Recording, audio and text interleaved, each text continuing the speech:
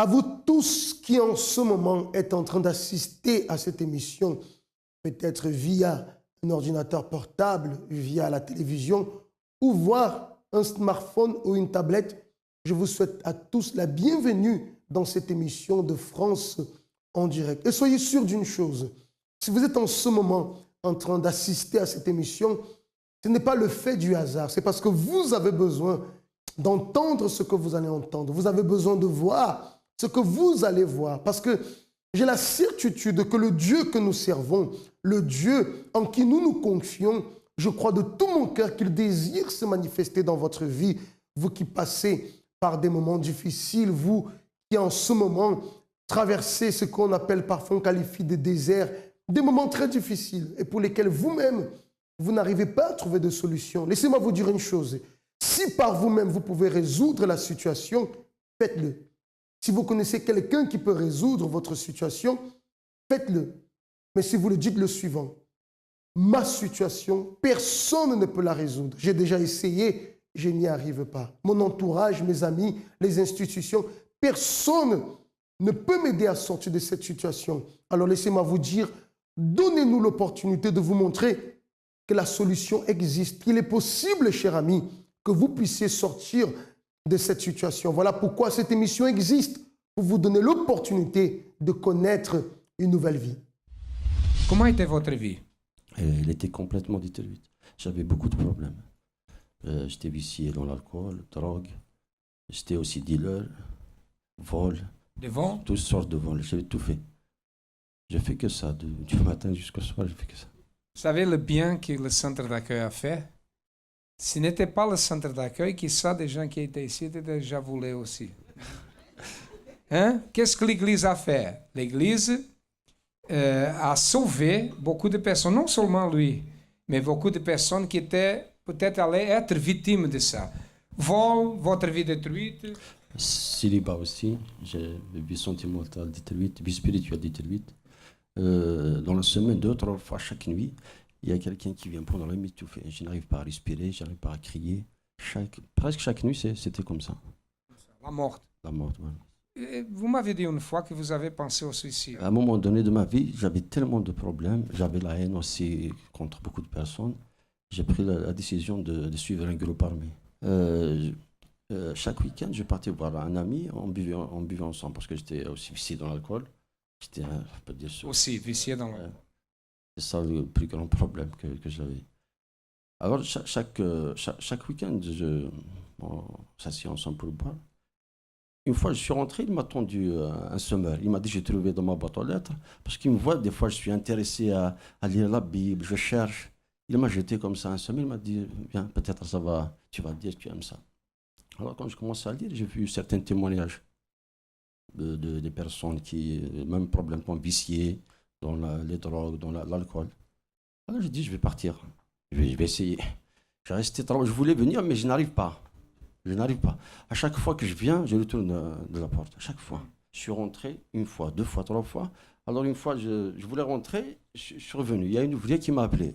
Venez, monsieur. Et il m'a touché la main. Et après, je suis rentré. Sinon, je ne rentrais jamais. Sinon. Ça, c'est une guerre. Dieu l'appelait et le diable vient. Dieu l'appelait, il marchait, le diable vient ici, n'est-ce pas? Mais un jour, vous avez resté. Après, oui, je suis rentré.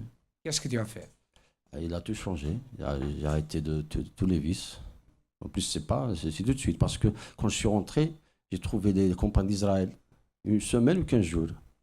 J'ai commencé déjà à participer, sacrifier, compagnie d'Israël, à participer à des propos de prière, des chaînes de prière. Qui êtes-vous aujourd'hui? Maintenant, je suis bien, je suis plus vicié, je suis bien, j'ai la paix, je dors bien, je suis marié. Avant, j'avais pas de logement, maintenant, je suis bien dans un logement. J'ai tout ce qu'il faut. Voilà. Tout a changé. Complètement. Amen, grâce à Dieu. Et que Dieu bénisse. Vous allez découvrir en ce moment l'histoire d'Agnès. Comme beaucoup de personnes qui arrivent au centre d'accueil, Agnès est arrivée dans la souffrance, remplie de problèmes. Bien sûr, elle est arrivée parce que quelqu'un l'a invitée, parce qu'elle a entendu dire que Dieu pouvait changer sa situation, que Dieu pouvait lui donner l'opportunité d'une nouvelle vie. C'est comme ça qu'elle a saisi cette opportunité, qu'elle a lutté et qu'aujourd'hui, elle rend témoignage des merveilles que Dieu a réalisées dans sa vie. J'aimerais que vous soyez très attentifs, que vous puissiez voir dans quel état elle était, dans quelle situation il se trouvait. Et aujourd'hui, après l'action de sa foi, de sa confiance déposée en Dieu, vous allez découvrir les bénédictions qui se sont manifestées dans sa vie, la transformation qui est arrivée. J'étais une femme inquiète. C'est comme tout s'écroulait autour de moi. Mes enfants étaient colériques. Ils ont du caractère. Donc, ce que je disais, c'est comme ça ne passait pas. S'ils s'énervent, particulièrement la grande, elle peut prendre même une chaise et jeter, claquer la porte. Un jour, elle a donné un coup à la porte de la cuisine et c'était cassé. Donc, tout ça, je commence à avoir, je peux dire, peur. Ce sont les problèmes de la vie, et particulièrement, on peut dire, par rapport à la vie de couple, ou bien la vie sentimentale. Avant, j'étais une femme forte, je veux me battre, mais arrivé à un certain moment, c'est comme tout s'écroulait autour de moi. Au niveau de la santé, j'étais quelqu'un de très très fragile. J'étais tout le temps malade. Aujourd'hui, c'est la tête, le main, le ventre, le pied. Donc, j'ai développé la tendinite. Ce qui fait que pendant 2 ans, je souffrais. Je ne pouvais même pas soulever mon bras. Donc, je souffrais. Même si je dors, ça fait très très très très mal. Je priais quand même, mais je faisais les choses, on peut dire, par mes propres forces. C'est comme Dieu n'est plus là. Il y a, on peut dire, le vide. Il y a un vide qui est là. C'est une amie qui m'a invitée. On nous a accueillis. D'un seul coup, j'étais séduite. Moi-même, j'ai décidé de commencer à faire les chaînes de prière. J'ai fait toutes les chaînes de prière.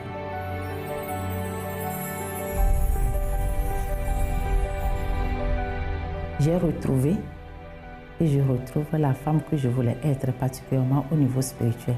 J'ai cette assurance-là. Maintenant, ça se passe très très bien.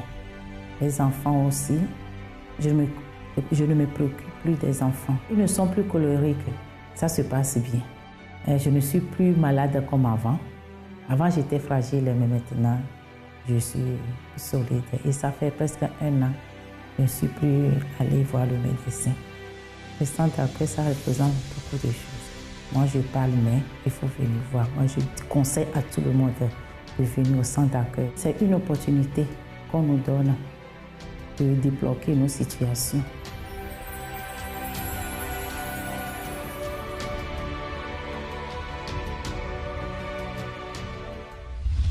Voyez comment l'échec sentimental, comme d'autres problèmes, ont pu apporter un véritable chaos dans la vie d'Agnès. Intérieurement, elle était détruite, abattue, manque de confiance. Et non seulement elle, mais je pense que son état a fini aussi par affecter ses enfants qui étaient extrêmement violents, au point qu'elle-même, elle avait peur de ses enfants. Ce mal-être intérieur a fini par affecter sa santé. Donc vous voyez, problèmes dans la vie sentimentale, problèmes familiales, problèmes de santé. Imaginez-vous un peu dans quel état elle pouvait vivre. Et peut-être vous, en ce moment, vous aussi, vous vivez dans un état de souffrance, un état peut-être même dépressif, et vous êtes désespéré, vous voulez une solution. Vous voyez dans quel état elle aussi, elle se trouvait, et certainement à la recherche d'une solution. Lorsqu'elle a reçu l'invitation et qu'elle a connu la foi qui délivre, la foi qui transforme les vies, la foi qui opère des merveilles, elle s'est lancée, elle a agi la foi, elle a cru, elle a vécu cette foi véritablement. Et vous voyez qu'aujourd'hui, elle a sa vie totalement transformée, la paix intérieure, fini les blessures de l'échec sentimental, fini le manque de confiance en soi, les problèmes avec les enfants dans la famille. Enfin, tout est revenu dans l'ordre, tout est rétabli totalement. Vous voyez qu'il est possible que la vie d'une personne change. Agnès est la preuve vivante, cher ami, que votre vie, elle peut changer, que vous n'êtes pas obligé de continuer à accepter cette souffrance dans votre vie, que vous n'êtes pas obligé de continuer à souffrir. Laissez-moi vous dire, comme j'ai dit tout à l'heure, si vous êtes en ce moment en train d'assister à cette émission, c'est parce que vous aviez besoin d'entendre ce que vous entendez en ce moment, de voir ce que vous voyez. C'est votre opportunité pour un changement de vie.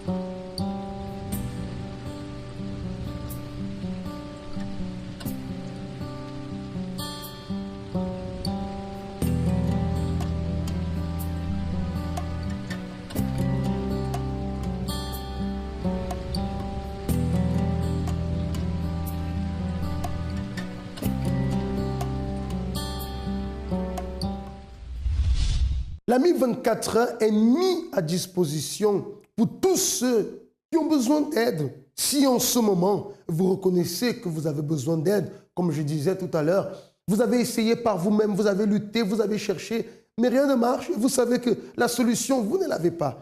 Nous pouvons et nous savons comment vous aider, cher ami. Alors, l'AMI 24 heures est à votre disposition dès à présent, sans hésiter.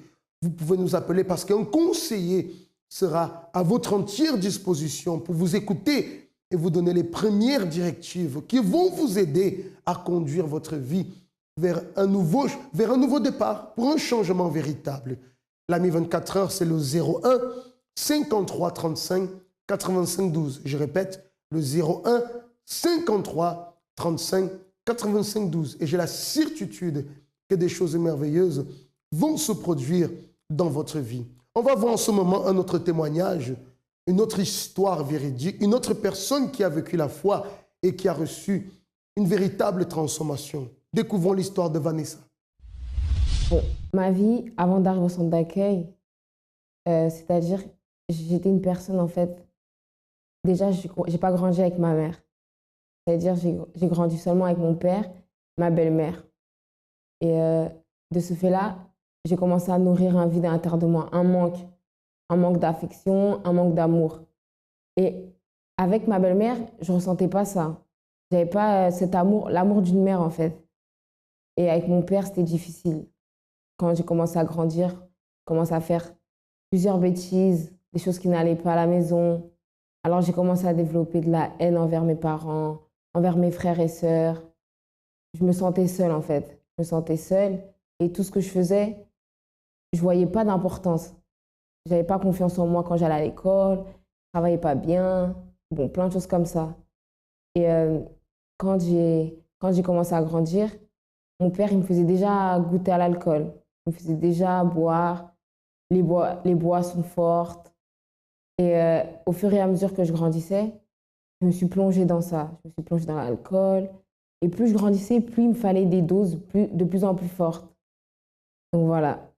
Et ensuite, j'ai commencé à fréquenter des garçons. Et un jour, je suis rentrée dans un milieu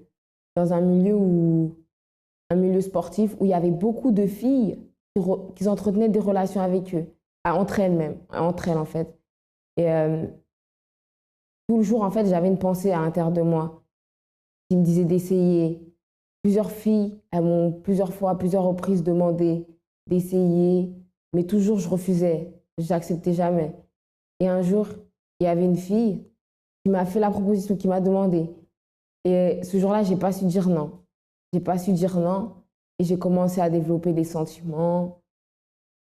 Et ma relation, elle a commencé à partir de ce moment-là.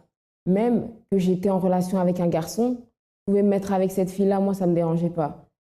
Et cette relation, elle a commencé. J'étais toujours dans l'alcool. Et quand ça s'est fini, j'étais mal. J'étais vraiment mal. Et ma situation, elle s'est empirée. Elle s'est empirée, donc ma haine a commencé à grandir. Je suis devenue quelqu'un de très, très, très colérique. Quelqu'un d'agressif. Et moi, quand il y avait des problèmes, je pouvais taper sur des murs au point même que mes mains ils commençaient à devenir rouges, à saigner même à saigner.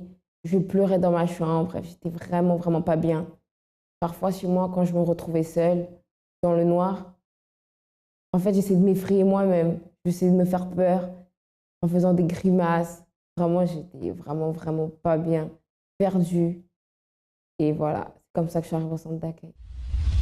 En écoutant l'histoire de Vanessa, ce qui attire mon attention, c'est, voyez comment un manque familial peut conduire la vie d'une personne dans la destruction totale. Elle a grandi avec son père, sa belle-mère, et le manque de sa maman a fini par faire d'elle une jeune fille extrêmement colérique, remplie de haine, je dirais nerveuse.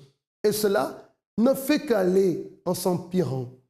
De petites choses, on lui faisait goûter des fonds de verre d'alcool, ce qui a fini par l'amener à développer une addiction pour l'alcool. Et vous voyez que son état n'a fait que s'empirer, son état ne s'est pas amélioré, au point où elle a connu même les sexe sentimental, parce qu'elle avait des attirances pour des filles. Enfin, vous voyez que sa vie était complètement détruite, complètement anéantie. Vous savez, lorsqu'on regarde un tel tableau de vie, on regarde une personne dans une telle situation, on peut même se poser la question, mais peut-elle s'en sortir? Certainement, peut-être à ses propres yeux, il n'y avait pas de solution. Pour son entourage, encore moins. Mais voyez que la foi est le chemin par excellence qui conduit la personne à retrouver une vie totalement transformée. Je peux dire que sa souffrance était grande, mais plus grand est le pouvoir de celui qui agit en sa faveur pour lui apporter la solution, pour apporter cette transformation, comme vous allez le découvrir en ce moment. J'ai connu le centre d'accueil à travers des connaissances, que ce soit ma mère, ou en fait des personnes qui étaient déjà à l'église, qui étaient déjà au centre d'accueil et plusieurs fois m'ont invitée. Et c'est par un appel que c'était dans la semaine. Par un appel, on m'a invité à venir le dimanche, à participer à des réunions et j'ai accepté. J'ai accepté, donc voilà, j'ai commencé par faire ces réunions-là. Après, il y a eu différents événements qui ont organisé la Force Jeune France. Donc, j'ai commencé par là. Je me suis investie, j'ai voulu en fait plus connaître ce qu'ils faisaient au centre d'accueil. Et j'ai commencé aussi par divulguer les messages du centre d'accueil. Et petit à petit, c'est comme ça que je suis restée. Et j'avais toujours ce vide en fait. Et je voulais changer, je voulais vraiment changer. Mais je ne savais pas comment. Donc, je commençais à me donner. J'entendais, il fallait pardonner les personnes, il fallait faire plein de choses, se vider de soi-même, que ce soit la rancune, la haine. Et j'étais vraiment prête à tout. Que j'avais rien en fait. J'étais vide, je souffrais, j'étais triste. Vraiment, j'étais très très mal, pas bien. Et en fait, le centre d'accueil, ils proposaient, ils offraient beaucoup d'opportunités pour que les personnes viennent à changer leur vie, à être bien en fait. Et moi, j'ai saisi plusieurs opportunités. Bon, il y avait une campagne d'Israël qui est passée, un jeûne de Daniel qui est passé. Et je voyais, il n'y avait pas encore le changement que je voulais en fait. Bon, j'ai avancé petit à petit, mais il n'y avait pas le changement que je voulais. J'ai commencé à parler de moi, de comment j'étais avant. Même si c'était difficile, j'ai commencé à le faire, à me vider vraiment de dire les choses qui étaient en moi, les choses les plus sales. Et je commençais à parler parce que je voulais changer. J'étais pas bien, alors je voulais changer. Et récemment, il y avait la campagne d'Israël, c'était sur l'unique, en fait. Et nous, quand on sortait pour évangéliser, justement, je voyais que j'étais l'une des seules à ne pas toujours avoir cette confiance, cette paix. En fait, je ne connaissais pas encore Dieu.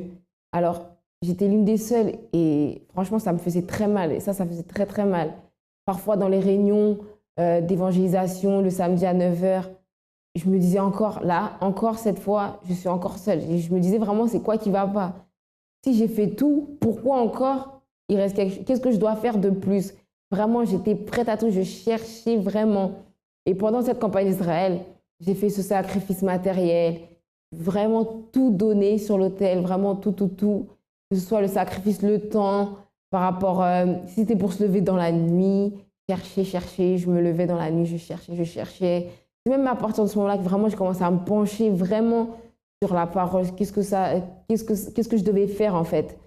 Et aussi j'ai commencé à même si c'est pour me rendre plus à l'église le plus possible, je me rendais que ça pouvait créer des confusions dans la famille, que ça pouvait créer des confusions.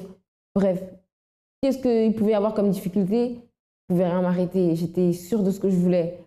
Et la campagne d'Israël, à ce moment-là, elle était finie. Je me suis dit, mais là, qu'est-ce que je peux faire de plus? Qu'est-ce que je peux faire de plus? Et vraiment, là, j'ai reparlé de moi, vraiment à chercher à l'intérieur de moi qu'est-ce qui n'allait pas. Parce que ça ne pouvait pas être quelque chose que je voyais de physique. J'avais déjà fait ce côté-là, j'avais déjà fait. Et comme c'est quelque chose d'intérieur que je voulais, cette réponse, elle m'est venue en fait. En fait, on va dire que c'était la réponse de ma campagne. Qu'est-ce que je devais faire pour justement avoir ce que je voulais? Et là, j'ai commencé à chercher à l'intérieur de moi et ça m'est venu en fait des choses de mon passé que j'ai vraiment là, vraiment, je me suis déversée. Je me suis vraiment lâchée. Je me suis lâchée et à partir de ce moment-là, c'est comme ça que ma vie elle a commencé à changer.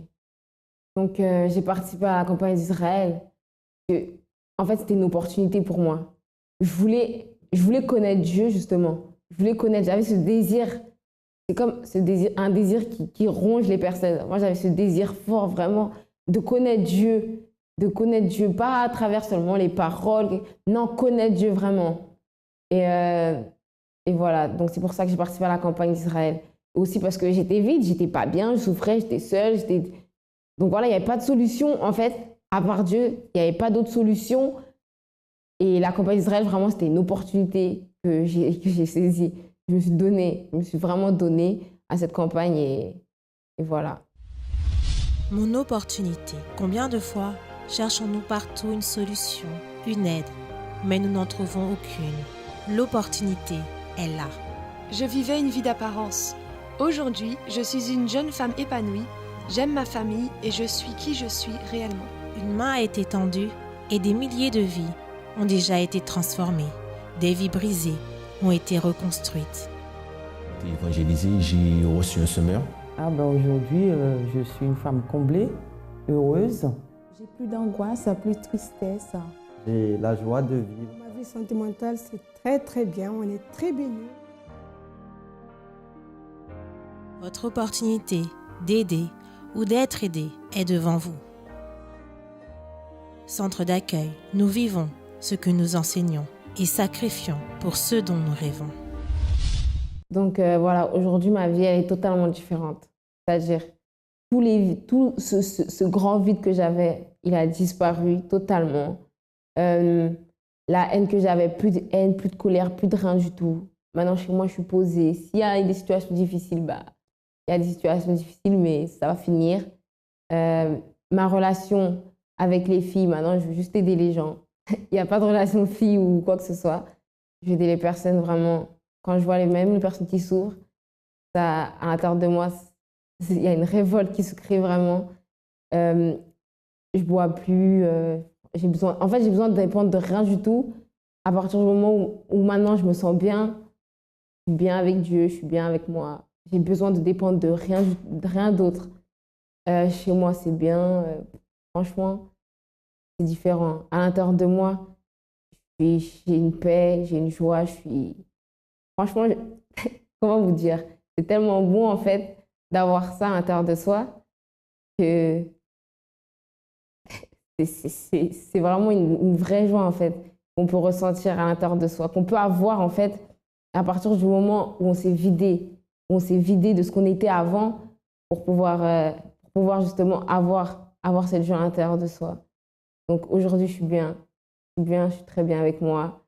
Et j'ai juste envie d'aider les autres personnes à ce que j'ai reçu moi gratuitement, à ce que j'ai aujourd'hui, que les autres personnes viennent à avoir ça en fait, vraiment. Parce que des fois, les personnes, ils souffrent et ils se donnent à des choses qui n'en valent pas la peine et vraiment qui ne servent vraiment à rien. Il suffit juste de se donner à ce qu'il faut véritablement. C'est-à-dire qu'il suffit juste de se donner à Dieu. Parce qu'il n'y a que ça qui enlève en fait, qui enlève la souffrance des personnes. Des fois, on croit qu'en faisant des autres choses, ça va marcher. Mais pas du tout, pas du tout. Il y a vraiment qu'en se donnant à Dieu que véritablement, on peut se sentir bien avec soi-même. On peut avoir une paix, une joie. Bref, être bien, quoi. Il n'y a vraiment que ça. Donc, vraiment, le centre d'accueil, pour moi, une grande opportunité pour changer. Pas changer de vie justement, mais être une nouvelle personne, être une personne vraiment différente, transformée, une personne vraiment, bref, une nouvelle personne.